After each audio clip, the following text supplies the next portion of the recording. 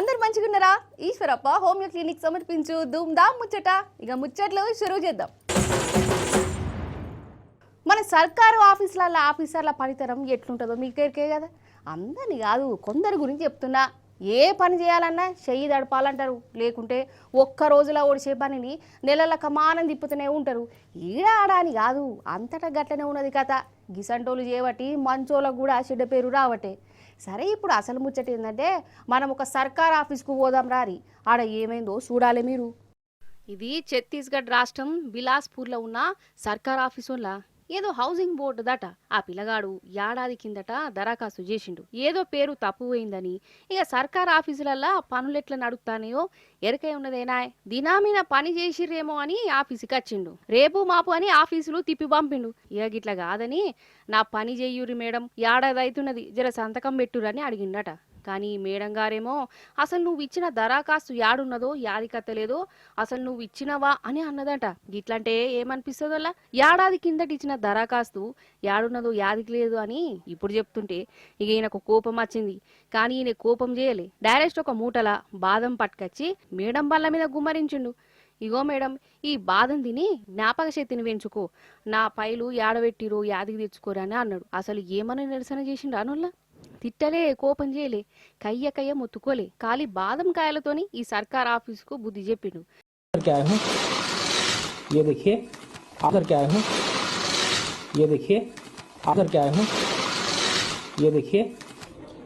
पिछले 1 साल से ये मैडम जो है मुझे परेशान करके रखी है.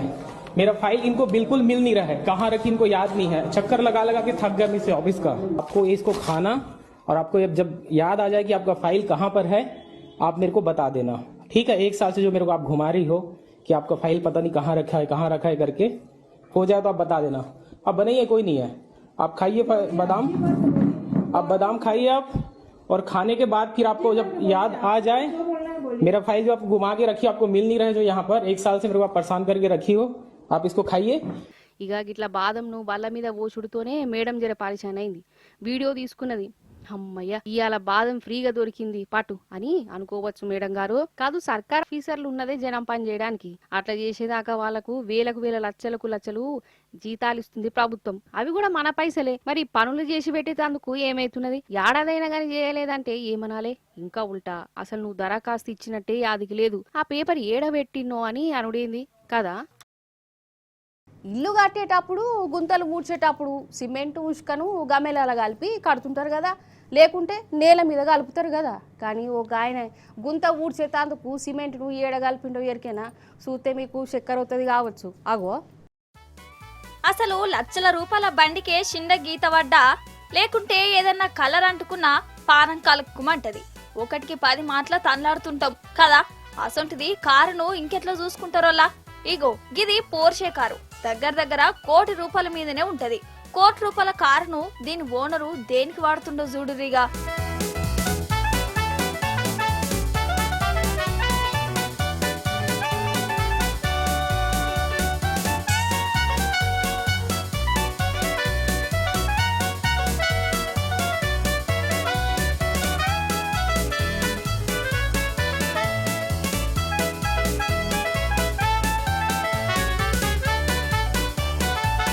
ఓష్ని, గీదేం బీమారు, అసలు దమాకున్నదా? 1 కోటి రూపాయల కారు మీద సిమెంట్ కలుపుడేంది?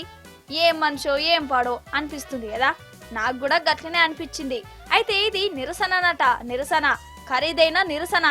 అయితే ఈయన బెంగళూరు అయినే, ఏదో కంపెనీకి CEO. బెంగళూరు రోడ్లు అద్మానం అంటే అద్మానము నేటనుల్లా. ఏడ చూడు లొందలు బొందలు. ఇక కాళ్ళు ఖరాబ్ అవుతున్నాయట.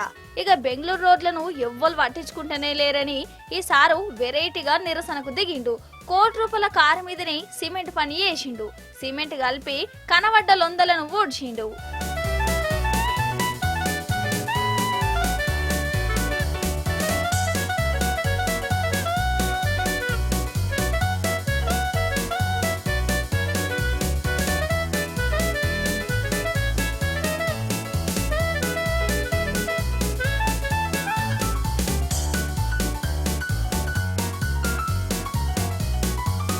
సరే, లొందలు ఊడ్చుడు మంచి పనే, మంచి నిరసననే.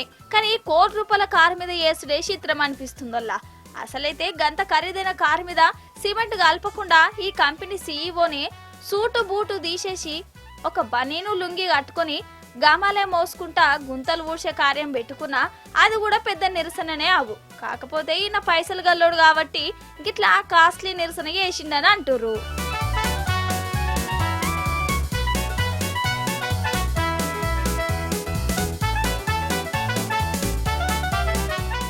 చదువు ఎక్కువైతే ఉన్నమతి పోయిందట. గట్లనే ఉన్నది కొందరి కథ.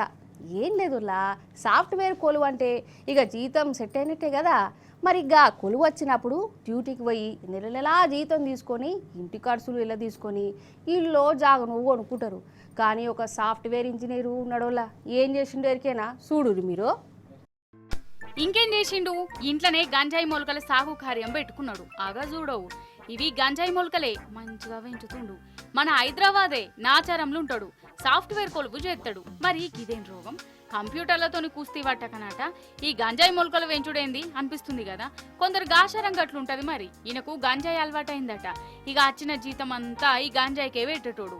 ఇల్లెల దిశుడు కష్టమైంది. ఇక అంతల్నే కొలువు కూడా పోయింది. ఇంకేమున్నది, అపాయంలో ఉపాయం ఆలోచన చేసిండు. ఎవరికాను గంజాయి కొనుడెందుకు, నేనే కొంటా నేనే తింటా అని ప్లాన్ వేసిండోల్లా. ఇంట్లోనే గంజాయి మొలకలు నాటి దినాం వాటికి నీళ్లు పోసుకుంటా కంటికి రెప్పలెక్కగా పడుకున్నాడు. ఆగో కొన్ని పూతకు కూడా వచ్చినాయి. ఇక రోజుకింత నోట్లేసుకుంటాడట. ఇక ఎట్లెట్లనో పోలీసులకు ఎరికైంది. వాళ్ళొచ్చి చూసే వరకల్లా ఇగో ఈ కథ బయట పడ్డది. గిట్లనే ఇడిచి పెడితే ఈ ఇంటిని గంజాయి వనం లెక్కనే చేసేటట్టున్నాడు. చూసినావా, కష్టపడి చదివిండు, పెద్ద కొలువు సంపాదించిండు. కానీ ఏం ఫాయిదా, గంజాయికి అలవాటు పడి కొలువు పోగొట్టుకున్నాడు. గిట్లా తప్పుడు దోవల నడిచి జైలు పాలైండు.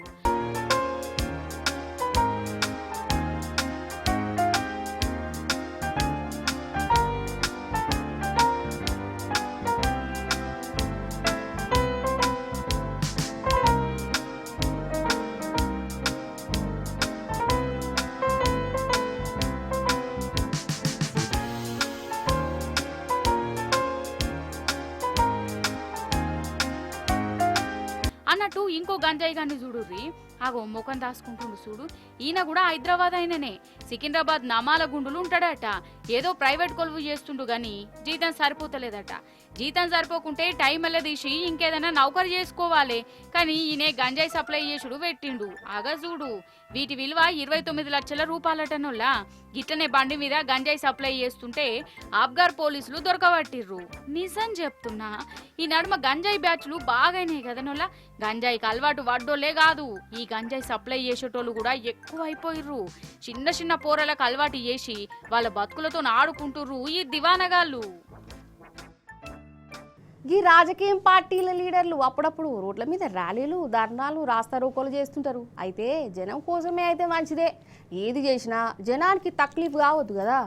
జనం కోసం అంటేనే వాళ్ళకు తిప్పలు పెట్టుడు తరిక కాదు కదా.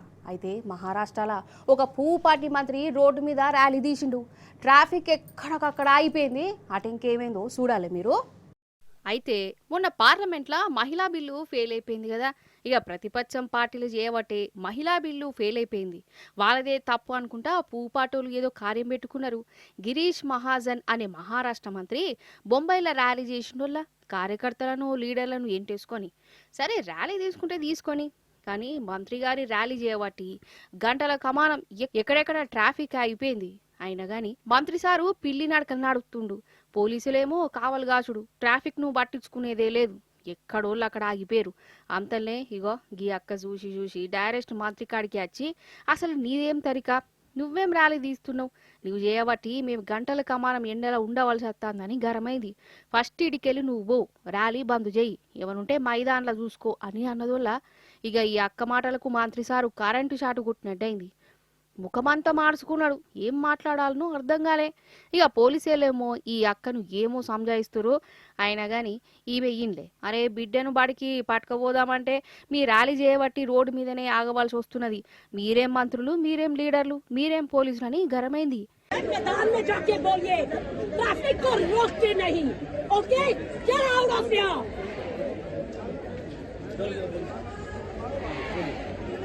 Did you not understand?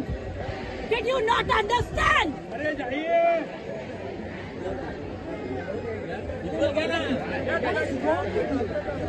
No, what is wrong with you? There are hundreds of people waiting. There is an empty ground there. There is an empty ground. Yes. Get out of here.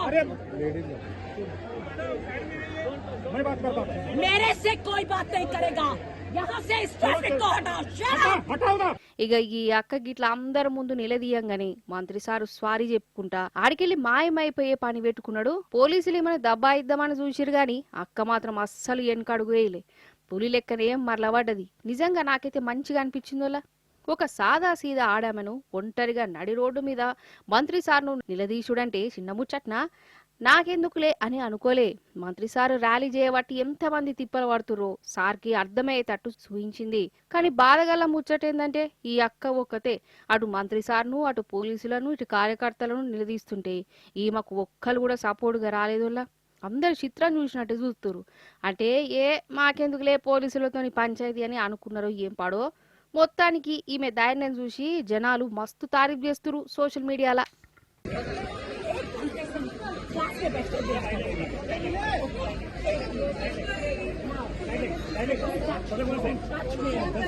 Don't touch me.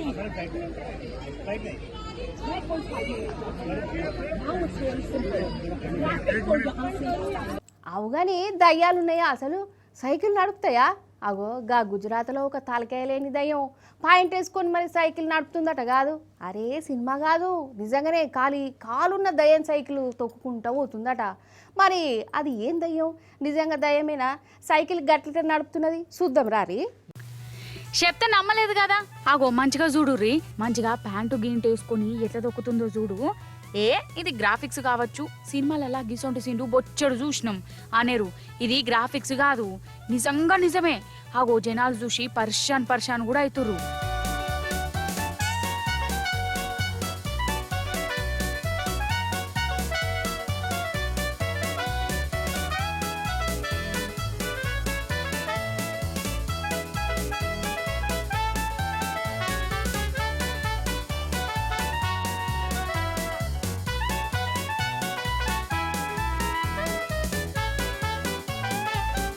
అయితే ఇది AI cycle.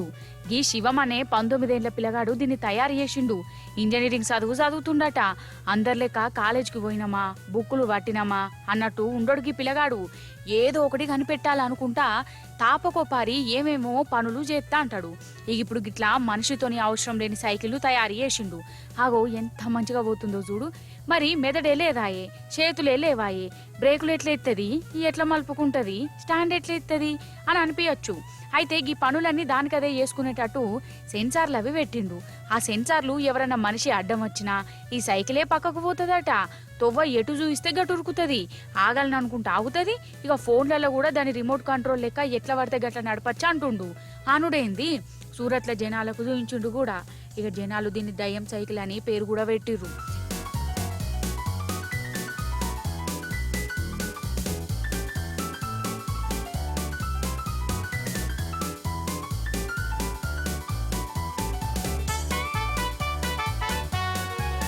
నిజంగా వెనకట పాతకాలం నాటి మాయాబజారు, కొత్తగా వస్తున్న graphics సినిమాలు చూసి పర్షాన్ అయ్యేటోళ్ళం. కానీ ఇక సినిమాలలో లక్షలు ఖర్చు పెట్టి గ్రాఫిక్స్లో తీసిన సీన్లను ఈయన బయట నిజంగానే చూస్తుండు కదా అన్నట్టు. ఈ దయ్యం సైకిల్ తయారు చేసేటందుకు ఎంత ఖర్చు అయిందో ఎరికేనా? తిప్పి కొడితే 35,000 అన్నటనోళ్ళ. 35,000తోని మాయాబజార్ సినిమా తీసినంత పని చేసిండు పో ఈ పిల్లగాడు. ఇంకా రాను రోడ్ల మీద ఇంకెన్ని వింతలు విడ్డురాలు చూస్తాము ఏమో పట్టు. చూసారు కదా, గిదిగి వాళ్ళ ముచ్చట్లు. మళ్ళీ వచ్చే పారి మంచి ముచ్చట్లను పట్టుకనత్తా ఉంటా మరి.